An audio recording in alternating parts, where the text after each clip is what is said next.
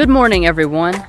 We are filming at our brand new partner, Frankfort Toyota, to check out the brand new Toyota Corolla Hatchback.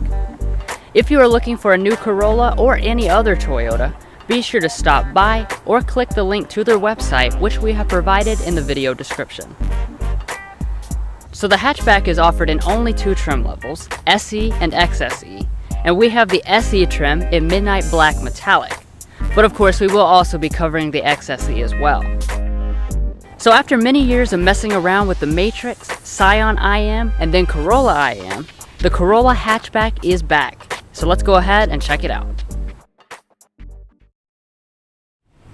Getting started here with the exterior design, it follows in the footsteps of the old IM by offering a sportier design than what you find in the sedan.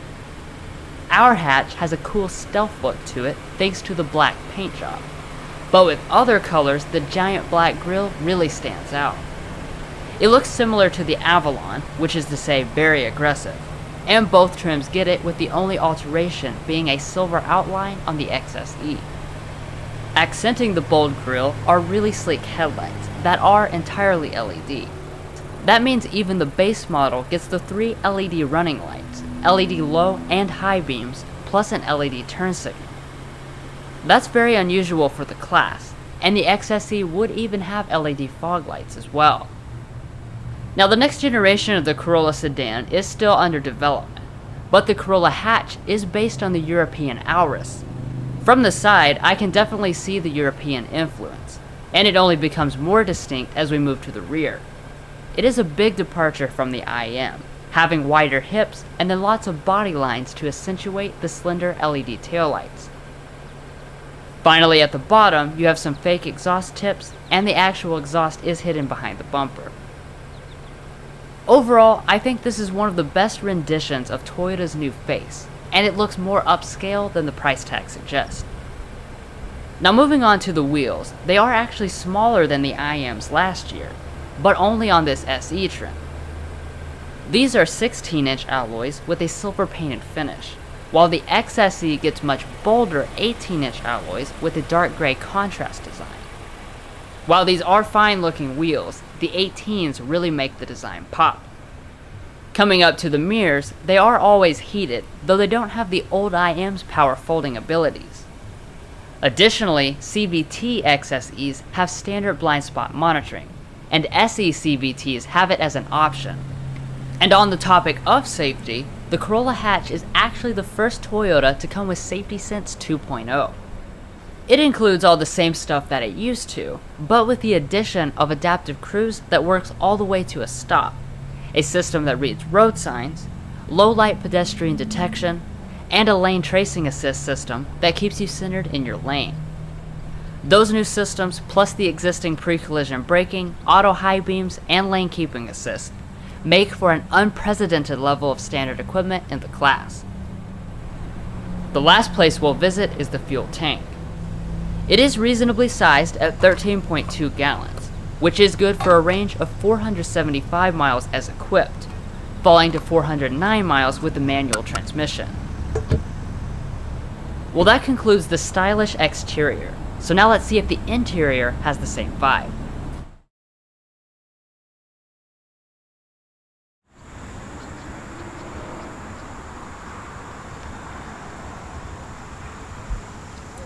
So right off the bat, there's a big improvement over the Corolla IM, and that's that you now have standard smart entry where it previously wasn't available at all. Additionally, you can remote start from the Intune app. To unlock the door, there is a sensor behind the handle, so just grab it. So first looking inside the 2019 Corolla Hatchback, as you can see, there's a new modern design that bears no resemblance to the outgoing IM. Now as far as your color choices, there are only two. You can get this black, or a really unique moonstone color, which is basically white. Additionally, the seats are cloth on this SE, or leather trimmed on the XSE. Now turning over here to the door trim, it is impressively nice since Toyota includes leatherette on the armrest even for models with the cloth seats. You also have really nice looking contrast stitching on it, as well as above it in this plastic part, which is soft touch. Additionally, you do have one-touch automatic windows for all four, which is something you usually don't find in the class. Now coming down to your seats, they are manually adjusting on the SE and power adjusting on the XSE. And then like I already mentioned, the XSE would have leather trimming on the sides and then a cloth in the middle. This does feel very durable, and you still have some contrast stitching even on the SE.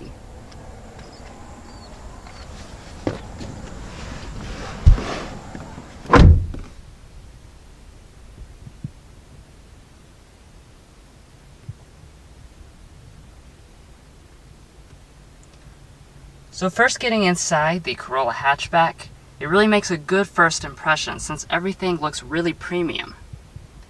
But once you start touching the materials, they are actually premium. All of your upper dash is made from a really high quality soft touch plastic. And then in the middle, you have even softer plastic with a real stitching detail that travels all through the middle. That detail carries over down at the bottom, and then even the areas that are hard feel really solidly put together. So overall, big improvement in the materials. Now every Corolla hatchback comes standard with push button ignition, so just put your foot on the brake and press to start. When you fire it up, you will be greeted by an 8-inch display on both trims, which is again something you don't usually find in this class.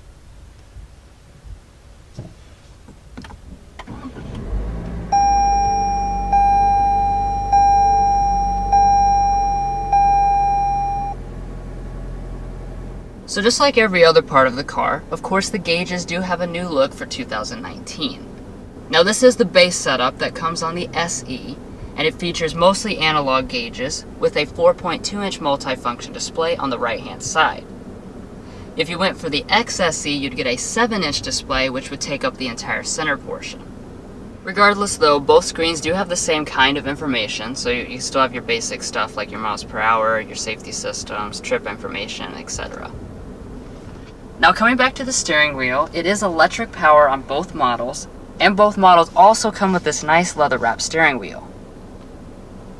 This does have your typical buttons like most Toyotas, so these are for your gauge display, then you've got your audio, voice, and phone controls, and then this side is for the standard adaptive cruise control and more audio buttons. You will also find paddles on models with the CVT, and this allows you to shift through 10 simulated gears.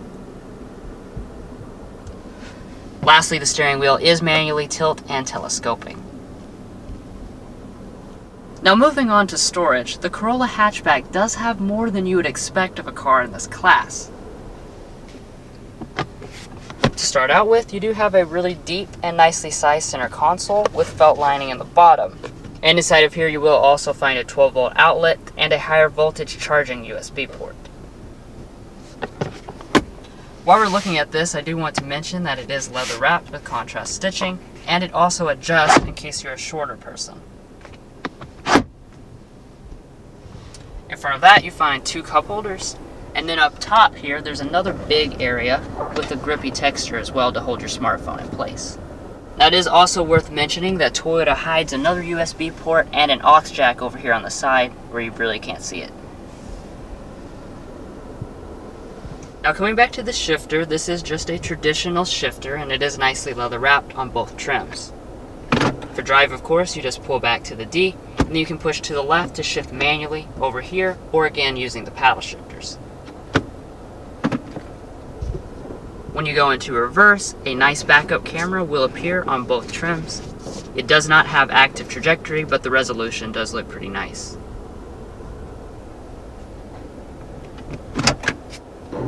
Now, I don't know if you could hear that on camera, but that little whining noise is the sound of the automatic parking brake activating.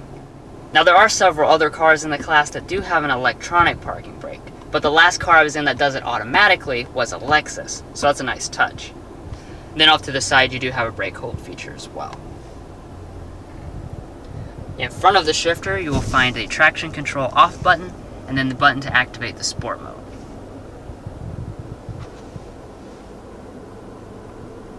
Moving on up, we've got the single zone automatic setup that comes on the SE, or the XSE would get a dual zone automatic setup. Now the controls here are really simple. You just twist this knob to adjust the temperature, press this button to adjust the zones, and then this adjusts the fan speed. Everything does appear right here, so you don't have to go into the display to check for any settings. So overall, I really like this setup. Now let's go ahead and sample the standard 6-speaker audio system that comes on both trims.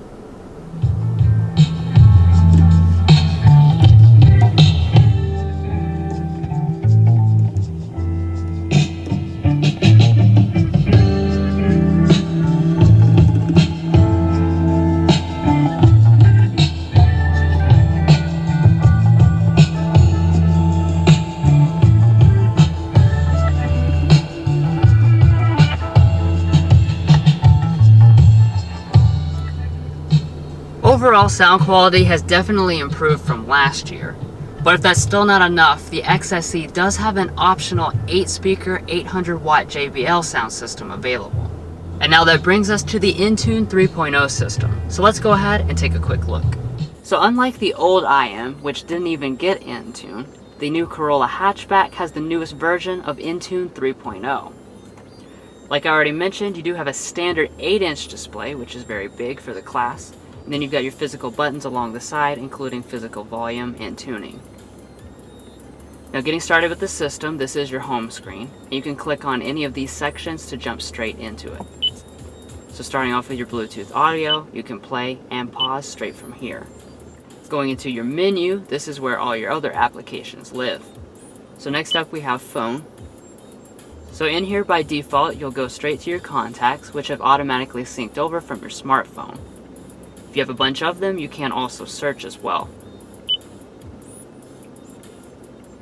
Text message support is included, and this will just show you all of your messages. It will read them aloud to you, and then you can click here to reply with some pre-made quick messages, and they can be customized as well if you're in park. This is where you'll find your Intune apps, which will start up when you plug in your smartphone through the USB port. Now these are just the apps that you're used to seeing in Toyotas, but the big deal this year is the addition of Apple CarPlay and Amazon Alexa.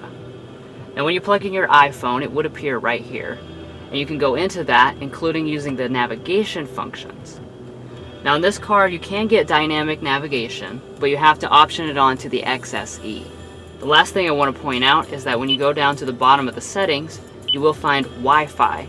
This is included on both trims, and it is powered by Verizon, and you do get a trial period. And then if you're looking for the password, you'll find it right in here, and of course you can change it to something that's not so long and hard to remember. But other than that, that pretty much concludes the Intune system. But if you want to see a really detailed tutorial, then be sure to check out our dedicated tech help video. A link to that is provided in the video description. Moving on up, you do have a manually dimming mirror. And then you'll also find your SOS button, which is located under this shell. Now since this is the SE, we are lacking a moonroof, but one does come on the XSE. But overall, I have to say I am really impressed by the cabin of the Corolla Hatchback. As equipped, this vehicle only costs $22,000. Yet it has a really classy and luxurious vibe that a lot of competitors are missing. So overall, I really like it.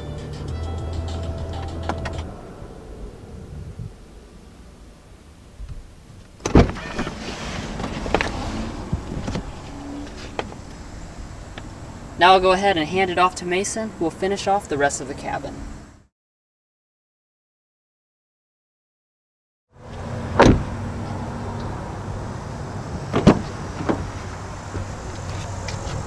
The back door trim of the Corolla Hatchback is made of mostly the same materials as the front. You've got a leather padding where your arm will rest, but above it is hard-touch plastic. You have a silver painted door handle, and surprisingly your window is fully automatic. Additionally, there is a little cup holder here. Now as far as space is concerned in the Corolla Hatchback, you will find a little less legroom than most of its competitors. You're going to find 29.9 inches of legroom and 38 inches of headroom. Like I said, that is a little less than the Civic hatchback. Your seats are a nice cloth design. They are pretty comfortable.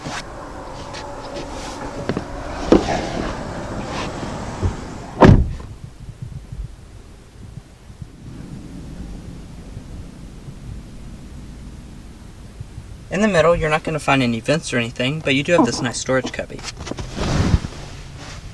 Toyota was nice enough to include this armrest and has 2 additional cup holders inside. Up top, you do have some lighting, a really nice headliner, and an assist grip and coat hook. Now behind Drew's seating position, I actually have plenty of space. You'll find around 8 inches of legroom, and my feet can easily slide up under the seat. Sliding over, even with the seat all the way back, I still have enough legroom to be comfortable. So overall, even though the Corolla hatchback might be a little smaller than some of the competitors, it has all the features I would expect, and the seats are really comfortable.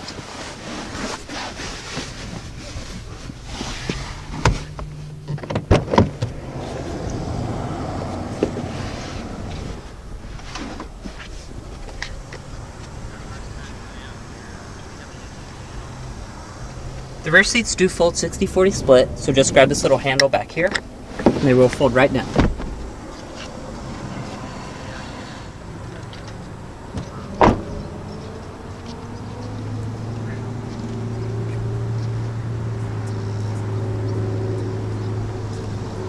Coming around to the hatch is not power or anything, so just grab this button under the lid.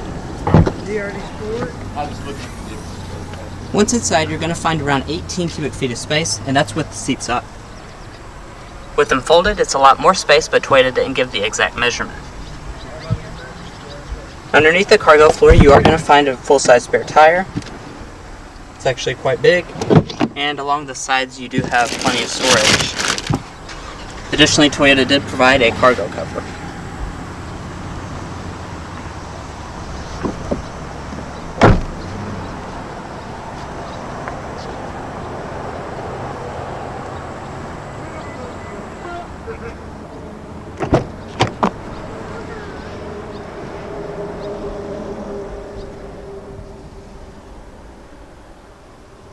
Of course, the passenger seat is manually adjusting.